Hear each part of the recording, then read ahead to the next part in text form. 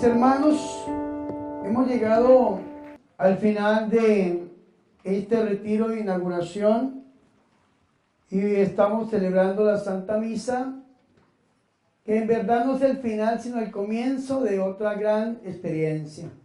Tenemos que salir de este lugar a proclamar las maravillas del Señor. Entonces, este no es el final, este es el comienzo. Y lo tenemos que ir sabiendo, mis hermanos y mis hermanas, que dentro del marco del año litúrgico que vivimos en la Iglesia Católica, estamos en un tiempo que es el tiempo de Adviento. ¿El tiempo de qué? ¿Y qué predica la Iglesia Católica en el Adviento? El Adviento es un tiempo de espera y un tiempo de preparación. ¿Para qué? Para la venida, para el nacimiento de nuestro Señor y Salvador Jesucristo. El 25 de diciembre, aquellos que somos devotos, vamos a estar celebrando la Navidad y entonces vamos a poner el 24 a las 12 de la noche el niño Jesús ahí en ese pesebre. Pero más que nazca el niño Jesús en un pesebre físico, improvisado, tiene que nacer ¿en dónde? En el corazón. Y los que vamos a preparar el pesebre, nosotros ya lo tenemos aquí en el oratorio de Santa María de Guadalupe. No sé si han visto el cuadro que trajimos de México, un cuadro réplica del original. Y a los pies de la Virgen, mi hermana Blanca, muy bien, ha puesto el santo pesebre. Y para poner ese pesebre ahí, pues tocó hacer algunos arreglos. Tocó sacar las sillas, tocó quitar todo lo que estaba ahí para poner el pesebre. ¿Y por qué ese pesebre físico? Porque vamos a poner el niño Dios, se lo repito, el 25 de diciembre, simbolizando el nacimiento de Cristo. Asimismo tiene que ser en nuestra vida. Las lecturas de este segundo domingo nos llaman a eso. ¿Nos llaman a qué? A arreglar nuestra vida delante de Dios. ¿Cómo estamos viviendo? ¿Cómo está nuestra vida? ¿Qué estamos haciendo? ¿Hacia dónde estamos caminando? ¿Cómo nos encontramos? El profeta Isaías, que es un profeta, el profeta más grande del pueblo de Israel, por allá en el año 850 a.C., el profeta Isaías, Dios lo utilizó para dar una serie de oráculos, de profecías que se cumplieron y se han ido cumpliendo a lo largo de la historia del mundo y que nos acompaña a nosotros casi en todo este Adviento. El profeta Isaías dio un consejo. Y yo sé que ustedes lo escucharon muy atentamente. El profeta Isaías dice, vea, en el desierto prepárenle un camino al Señor. Allanen en la estepa una calzada para nuestro Dios. Que los valles se levanten, que los montes y las colinas se abajen, que lo torcido se enderece y lo escabroso se iguale. ¿Qué quiere decir el profeta con esa profecía? Que nosotros tenemos que poner nuestra vida al día. ¿Qué es aquello que está siendo escabroso, que está siendo torcido? ¿Qué es aquello que pareciera una montaña que no podemos subir en nuestra vida? Tal vez es un pecado mortal, que es así gigantesco y usted dice, es que en este camino del Señor ya no puedo seguir avanzando porque ese pecado es terrible y no puedo seguir avanzando en la gracia del Señor. Y entonces, ¿qué dice el profeta Isaías? Allánelo. Allánelo. ¿Qué significa allanarlo? Pues póngalo plano. Ve aquí entrando a la Granja de la Inmaculada. ¿Cómo se llama esta carretera? ¿Un camellón o cómo se llama esta carretera aquí? Esta callejuela. Hace unos meses atrás, antes de la política, menos mal que llegó la política porque nos arreglaron la carretera.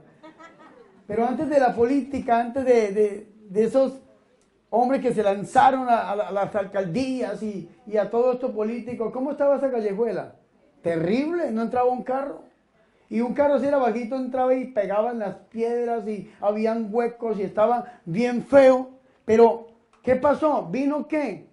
Una máquina. Yo no estuve aquí, Narciso fue el que hizo toda la gestión y mi hermana Blanca. Y los servidores, me imagino que entró una retroexcavadora, que entró una niveladora, ¿no? Entró una pajarita y empezó a arreglar y a poner balastro y a poner piedra y a botar arena y pasó y pisó y dejó bien. Y ahorita usted cómo entra por ahí, Pues bien, sin problemas, sin dificultades. Esto es lo que está diciendo el profeta. Ahora piénselo usted en su vida, vea, se lo vuelvo a decir.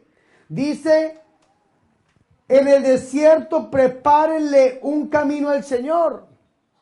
Allanen en la estepa una calzada para nuestro Dios. Que los valles se levanten, que los montes y colinas se abajen, que lo que está torcido se enderece y lo escabroso se iguale. ¿Y por qué? ¿Por qué tenemos que hacer esto? Porque se revelará la gloria del Señor.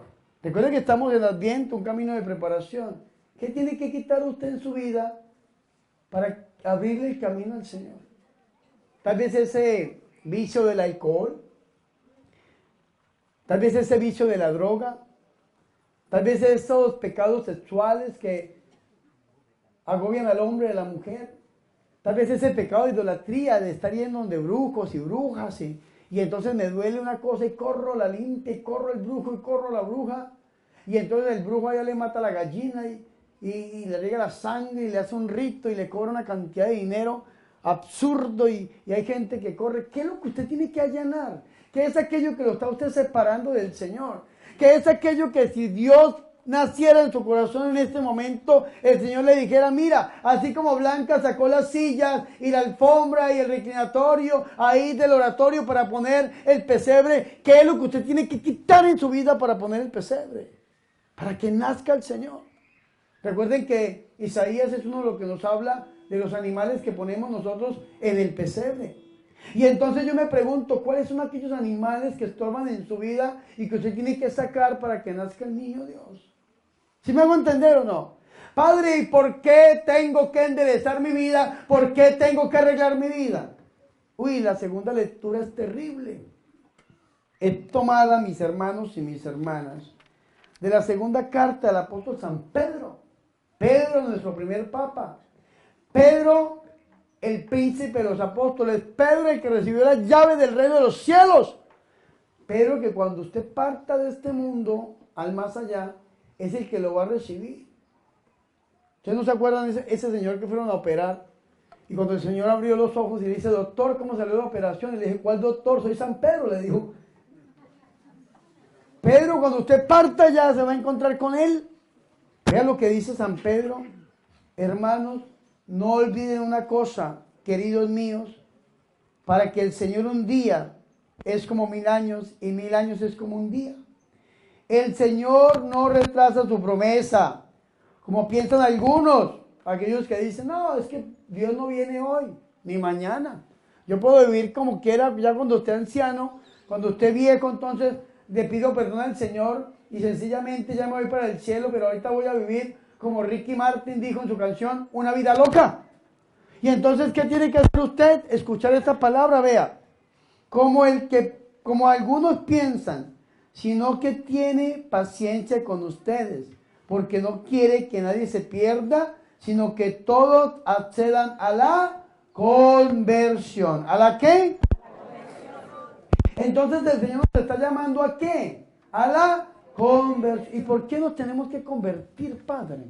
¿Por qué tenemos que entrar en ese camino de conversión? Porque viene el juicio del Señor. El Señor viene por su iglesia. Y si el Señor viene hoy o viene mañana, ¿cómo nos va a encontrar? Vea que esto es un refugio fiel, esto es un refugio sacerdotal. Estamos esperando la venida de nuestro Señor Jesucristo. Y si el Señor viene por su iglesia, hermano, ¿cómo nos va a encontrar? No me responda, pero si usted, hermana, es llamada al sepulcro, que usted sale de este lugar y el Señor la llama a su presencia, ¿qué va a pasar con su futuro? ¿A dónde va a vivir usted la eternidad?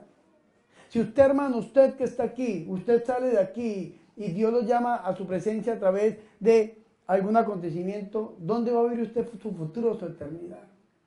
¿Dónde vamos a vivir nosotros nuestra eternidad? ¿Será que vamos a llegar al cielo y Dios nos va a decir, vengan benditos de mi Padre, entren al lugar que los tengo preparado? ¿O los va a decir el Señor, apártense de mí malditos al fuego eterno, preparado para el diablo y sus ángeles, como dice San Mateo en el capítulo 25, versículo 36 en adelante? Hermanos y hermanas, tenemos que vivir como si el Señor viniera ya en este momento y estar preparados. Y eso es lo que nos dice San Pedro. Vea qué interesante, mis hermanos y mis hermanas. Dice que Dios no ha venido porque no quiere que nadie se pierda, sino que el Señor quiere que nosotros nos convirtamos. Y este segundo domingo de Adviento, la iglesia nos muestra a nosotros un personaje muy icónico que entra en la liturgia, porque a la medida que el Adviento va avanzando, van entrando diferentes personajes. Hoy entra en función uno que tuvo la dignidad de bautizar a nuestro Señor Jesucristo, San Juan. San Juan el Bautista, decimos nosotros. Y entra San Juan Bautista. ¿Y cómo entra hoy San Juan Bautista? Entra vestido de una manera particular. Vestido de una manera muy, pero muy humilde. Vestido de piel de camello. Vestido este hombre de una manera tremenda, alimentándose de miel silvestre, alimentándose de langostas en el desierto. ¿Y qué dice Juan el Bautista? ¿Qué dice? Juan el Bautista, escúchenme muy bien, mis hermanos y mis hermanas, va a decir lo mismo. ¿Qué va a decir? Conviértanse. Entren en la conversión. ¿Y qué significa la palabra conversión? La hermana Nube, que predicaba muy bonito esta mañana aquí, nos hablaba de una palabra. Esa palabra es metanoia. Metanoia es la palabra, decía Nube. Metanoia se dice en qué, en griego, es una palabra griega que traduce precisamente esto, conversión. Que traduce precisamente eso, cambio. Nube me preguntaba ahí personalmente, padre, en la Biblia hay una parte que dice cambia tu manera de pensar para que cambie tu manera de vivir. Le dije yo, sí, claro que sí. La traducción de la Biblia, Dios habla hoy, porque la Jerusalén no dice así. La Jerusalén dice transforme su pensamiento, transformación, cambio, vuelta, dejar algo para aceptar otra cosa más buena, es lo que significa la palabra conversión. ¿Qué es lo que nos está diciendo a nosotros la liturgia del día de hoy? Que tenemos que salir del hombre viejo para entrar en el hombre nuevo.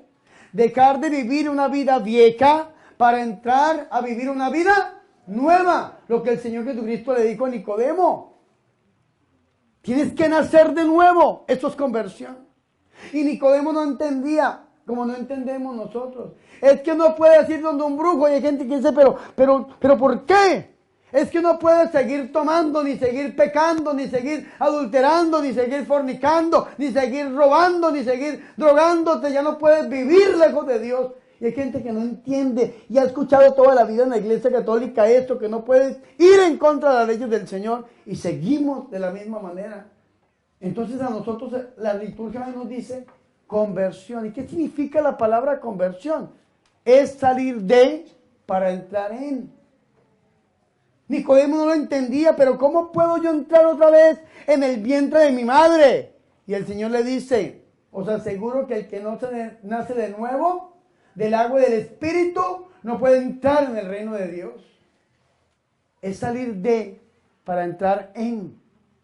Si usted está viviendo una vida de pecado y usted está aquí o me está escuchando por la internet, y usted está viviendo una vida de pecado, entregado a todas las apetencias humanas carnales, el Señor le está diciendo, salga de esta vida del mundo y entra a la vida de la iglesia, a la vida de Dios. Salga usted de estar lejos del Señor y entre usted a una proximidad, a una cercanía con Él. Eso significa conversión. Padre, es que lleva muchos años sin confesarse. Salga de esta vida de ausencia de Dios y acérquese al Señor a través del sacramento de la confesión. Padre, es que yo estoy enfermo. Usted necesita en su salud conversión. El Papa Francisco habla de una conversión ecológica. Yo hablo de una conversión en su salud. Usted tiene que convertirse, tiene que salir de esta enfermedad para entrar en la sanación de los hijos de Dios, porque Jesucristo es el médico divino. Padre, que estoy oprimido por el demonio. El demonio me ha jugado una mala pasada, Padre. Tengo brujas, brujos, hechiceros que me atacan. Usted necesita una conversión espiritual. Si se habla de conversión ecológica, yo hablo de conversión espiritual. ¿Y qué significa conversión espiritual? Tiene que salir de ser atacado del diablo, de ser presa del demonio, para entrar en la libertad de los hijos de Dios. Para entrar en la libertad de aquellos que cuando se acercan al Señor, el Señor cumple los deseos de su corazón. Si usted vive en pecado, necesita conversión, salir del pecado para estar ¿en dónde? En la gracia de Dios. Si usted vive como esclavo, necesita conversión, vivir en la libertad del hijo pródigo. ¿Cómo vivía el hijo pródigo? ¿Cómo vivía? Vivía de una manera mala. Este muchacho se había dado una mala vida. ¿Y cómo se dio una mala vida? Una mala vida porque él mismo quiso darse una mala vida. Él vivía bien en la casa del padre. Vivía bien en la casa de su papá. Y dice la Biblia en Lucas capítulo 15, versículo 11, que un padre tenía 2 hijos y uno de ellos se quiso apartar. Entrégame la herencia, le dijo, y se fue del hogar. Al irse se fue a una tierra lejana y allí malgastó todos sus bienes en prostitutas, en alcohol, en vicios. Su hermano mayor se lo sacó delante. Este hombre tenía la oportunidad de volver a la casa del padre, de convertirse, de salir del pecado, a volver a la casa del padre que es la iglesia, pero el orgullo no lo dejó. Prefirió quedarse cuidando cerdos, y para un judío cuidar cerdos era lo peor, porque el cerdo para el judío es un animal impuro. Sin embargo, no solamente cuidaba los cerdos. ¿Saben qué hacía este muchacho? Se alimentaba de la comida de los cerdos. El día de ayer, el mensual, el muchacho que trabaja con nosotros aquí de planta en la granja, nos contó una historia bastante interesante. Nos dijo, imagínense que los cerdos comieron tanto, que les dio hasta mal de estómago esos cerdos allá e hicieron sus chanchadas y les tocó bañar los cerdos. Imagínense usted, si hoy en día nosotros nos parece algo terrible bañar un cerdo en medio del lodo, imagínense en la época de Jesús con la mentalidad religiosa de un judío que el cerdo era un animal impuro. Sin embargo, ¿qué hacía este muchacho? Comía las algarrobas de los cerdos. Y tenía la oportunidad de volver, de irse a la casa del papá, pero el orgullo no lo dejaba porque no quiso abrazar la conversión, porque no quería cambiar. Hasta que vino la iluminación del Señor. Lucas capítulo 15, versículo 17. Dice la Biblia, Jerusalén, que aquel hombre entró en sí mismo. Y es lo que nosotros tenemos que hacer. Hombre, mírese usted mismo cómo está. Usted viene ante mí, el sacerdote, y yo lo veo bien. La hermana Luz Marina, hermosa. La hermana Gloria, nube. Cualquier persona viene. El hermano Juan Carlos, Villamil Torres. La hermana Rina, Rafael Ángel, mi mamá, la madrina. El hermano Javier, yo lo veo y digo, qué elegancia la de Francia. Yo veo las apariencias. Ustedes ven un sacerdote y me ven con este cabello rubio, ojos verdes. Y usted ve apariencias, pero acuérdese que cuando Dios fue a ungir a David, el profeta Samuel, que fue el que lo ungió, dijo, Señor, pero es un niño. Este muchachito, ¿qué podrá hacer para liberar al pueblo de Israel? ¿Y qué le dijo el Señor? Yo no te fijo en las apariencias, que yo veo su corazón. Eso es lo que nosotros tenemos que hacer, por fuera muy bonitos. Y hoy en día el mundo habla de toda esa transformación estética. Y entonces de las cirugías y de todas las cosas que habla el mundo. Pero nosotros tenemos que vernos es por dentro. Si usted quiere que su vida sea diferente, que su vida cambie, si usted quiere prepararse verdaderamente para el Señor y ser agradable para el Señor, usted tiene que verse desde dentro. Y vea qué interesante, Lucas 15, 17, ¿qué dice? Entrando en sí mismo. ¿Ustedes se acuerdan de la filosofía? ¿Se han escuchado esa palabra, filosofía? La filosofía nació en Grecia. Y los griegos, que eran paganos, antes de conocer la revelación en Cristo Jesús, los griegos tenían muchos dioses. Todos los dioses del Olimpo y aquellos que crecimos con ese programa Caballeros del Zodiaco y Atenas y los caballeros. Y todo eso hace parte de la mitología griega. O la película de los 300 y otras películas hacen parte de la mitología griega. Dentro de todos los dioses griegos, ellos tenían un templo a un dios pagano que se llamaba Delfos, el dios griego. Y algunos historiadores dicen que en el dintel del templo de Delfos, arriba de la puerta de Delfos, tenía una frase que decía, conócete a ti mismo. Y esa frase, conócete a ti mismo, para los grandes filósofos griegos, era el principio de la sabiduría, del conocimiento. Porque yo tengo que conocerme a mí mismo para empezar un cambio, una transformación. Hermano, si usted sabe que tiene un problema de alcoholismo, pues no se vaya para la cantina. Porque si usted se va para la cantina va a terminar ¿cómo? Borracho. Si usted sabe que tiene un problema de alcoholismo, pues aléjese de sus amigos alcohólicos y borrachos que solamente lo buscan para tomar. Y entonces cada vez que usted se encuentra con su compadre, con su amigo, con su comadre, con su amiga, pues va a terminar cayendo en ese pecado. Entonces usted tiene que conocerse a sí mismo para que usted empiece a cambiar. Si usted sabe, hermano, perdóneme que yo utilice esta expresión, que si usted tiene una debilidad, pues usted sabe que tiene que cuidarse. Los alcohólicos anónimos, la AA, no la P porque la P es peso pluma, la AA. ¿Qué dicen los alcohólicos anónimos? ¿Qué dicen? Por hoy no, ni uno solo, seco totalmente. Si usted tiene un problema, no tome nada, absolutamente nada. Pero no se haga, dicen los alcohólicos anónimos, un proyecto a largo plazo porque se va a cansar. Hoy, tome la decisión hoy de ser diferente. Por hoy no tomo. ¿Por qué? Porque usted tiene que cuidarse, porque usted tiene una debilidad. Y los que hemos hecho el proceso de Alcohólicos Anónimos, porque para la gloria del Señor Jesucristo me dio la oportunidad de conocer los 12 pasos, ¿qué le enseñan a uno? Cuídese, cuídese. Y no tome absolutamente nada porque usted es alcohólico. Usted es alcohólico, seco pero alcohólico. Y si se descuida se puede activar un alcohólico activo. Y más vale un alcohólico anónimo que un borracho conocido. Escúcheme muy bien.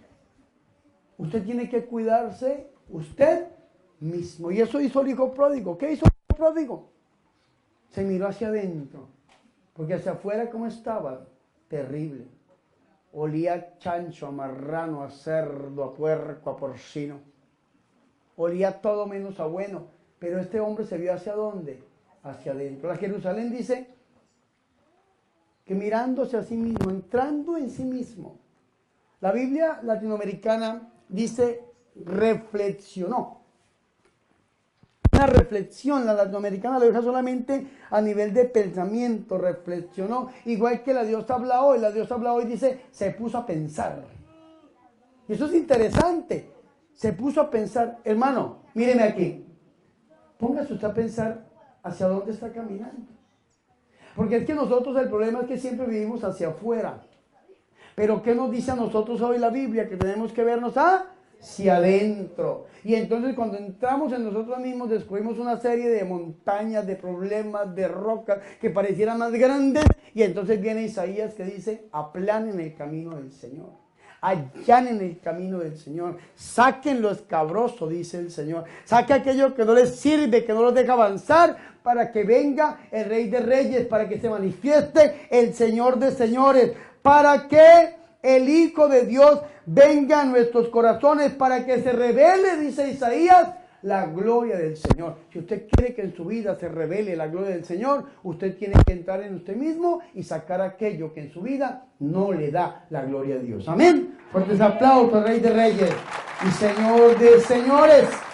¿Cómo se llama eso? Metanoia. ¿Cómo se llama eso? Conversión.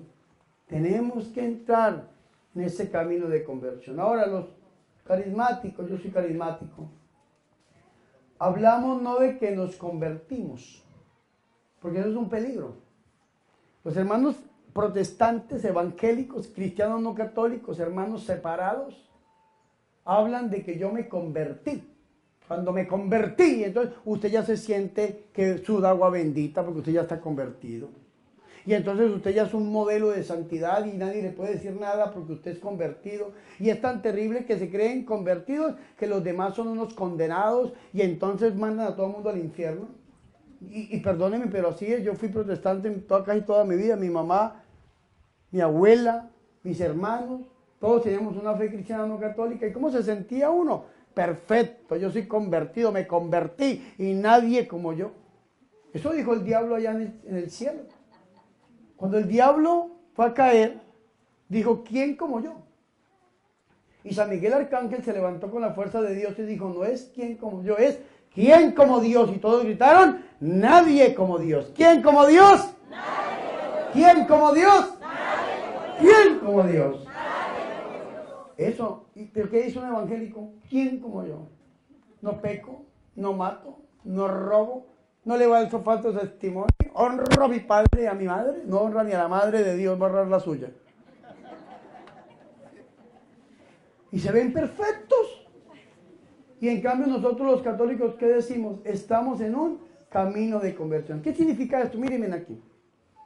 Estar en proceso de conversión, de transformación, es decir, que usted todos los días hace una opción preferencial por Cristo Jesús. Cada vez que usted se levanta en la mañana le dice a Jesús sí, como la Virgen María le dijo sí.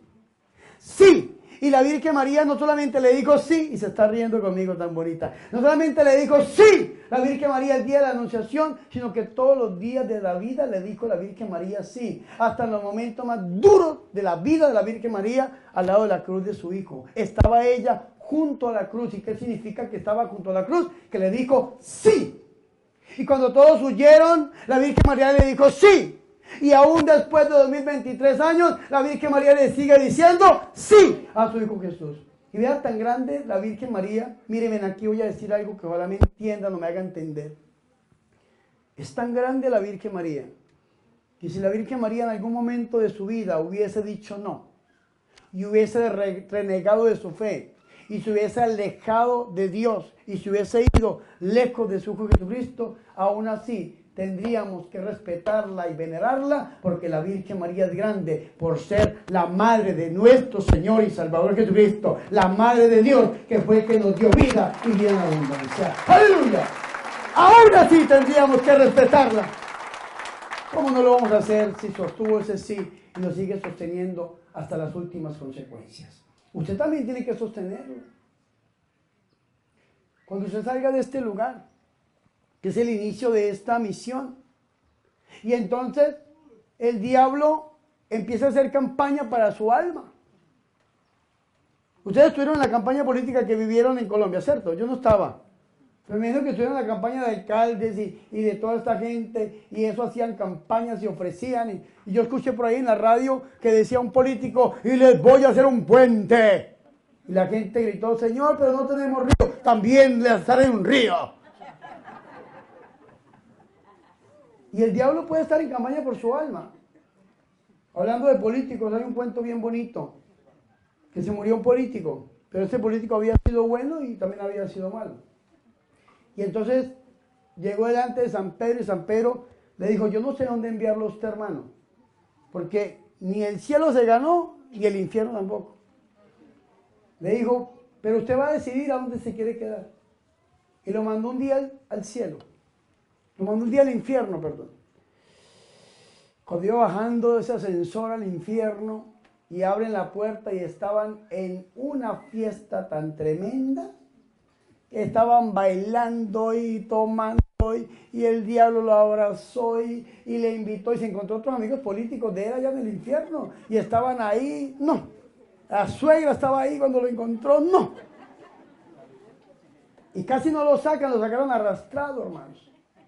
Al otro día lo mandaron para el cielo y empezó a volar nubes, todo el día volando en nubes, santo, santo, santo, santo, santo, todo el día. Y al tercer día le dijo San Pedro, venga a ver dónde se quiere quedar. Y ahí viene y ¿qué dijo? Yo me voy para el infierno. ¿Para dónde se quiere ir? Dijo, ay María, pues hombre, para el infierno. Y entonces lo mandaron al infierno y empezó a bajar ese ascensor.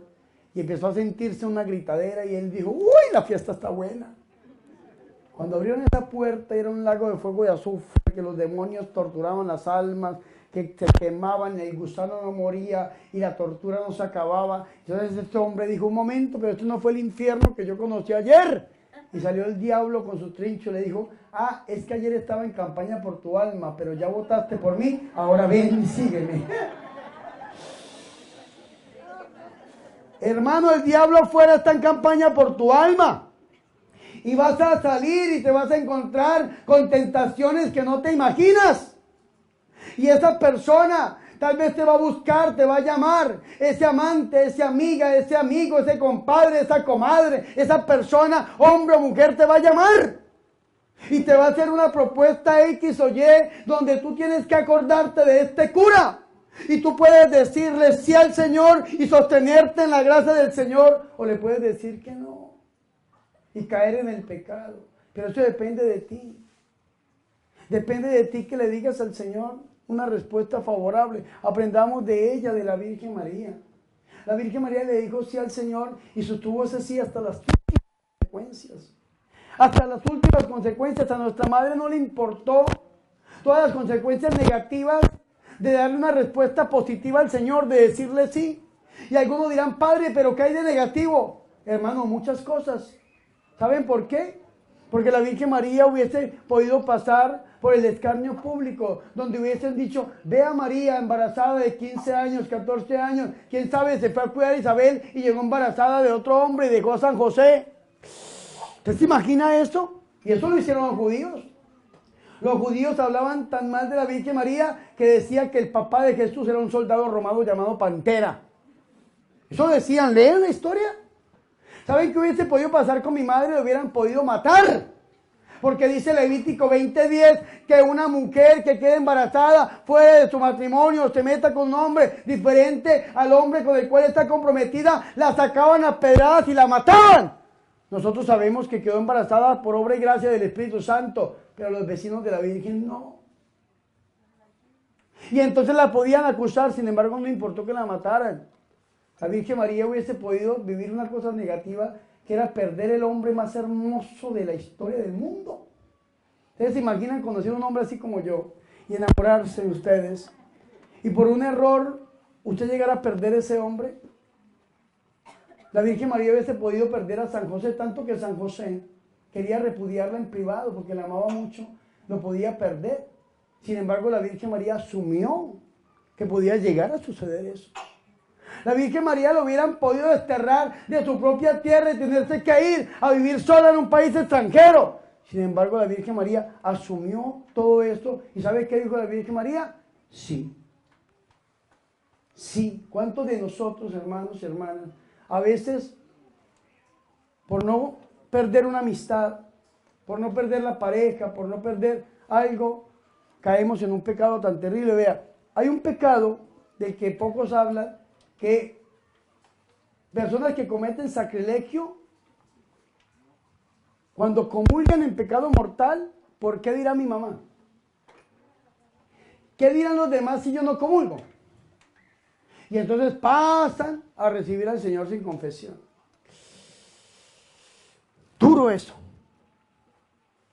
¿Cuántas personas, hermanos y hermanas, por no perder una amistad de una persona, no son capaces de decirle que no cuando le hace una propuesta indecente o le hace una invitación que no es? Valiente. Aquel que, igual que nuestra Madre Santa, asume las consecuencias de su vida. Asume las consecuencias de sus decisiones. Que a usted lo llame su compadre, su comadre, y le diga, compadre, vamos a tomarnos unas buenas cervezas. Y usted le diga, no voy porque salí de un retiro y estoy en el proceso de conversión. Y eso es una piedra, un obstáculo en mi vida. O una mujer le haga una propuesta. Yo acá tengo un amigo que me dijo, padre, hay mujeres que me hacen propuestas indecentes y yo le digo que no y me tratan de homosexual. Y que si no le gustan las mujeres. Y este hombre, pues pasando por esa pena, por esa vergüenza, dice, sí me gustan las mujeres, pero es que yo tengo una, y es mi esposa, me espera en mi casa, y sale corriendo a buscar a su... Qué bonito eso.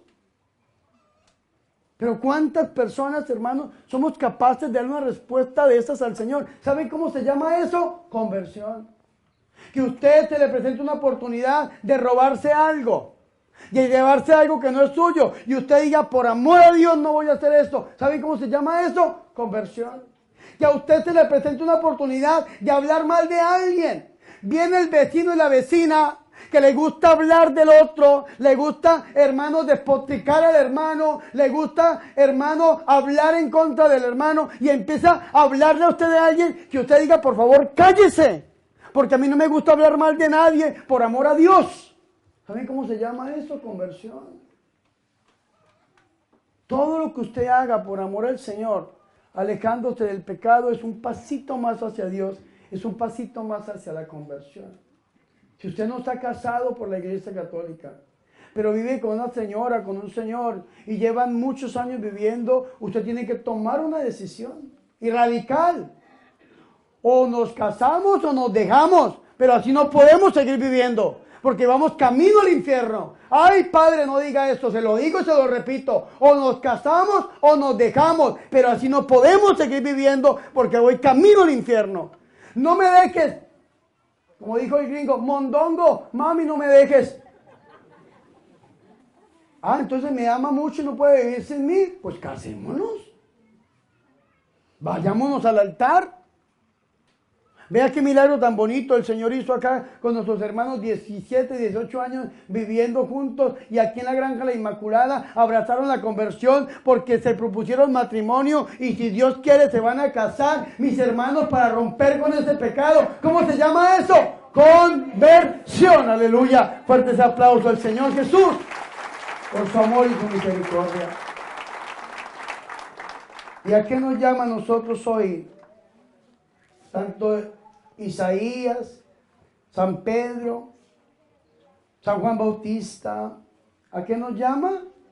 A abrazar la conversión. ¿Y abrazar la conversión para qué? Para aceptar a Jesús en nuestro corazón. Vean, voy a terminar con esto. La manera más fácil de yo entrar en la conversión es conocer a Jesús.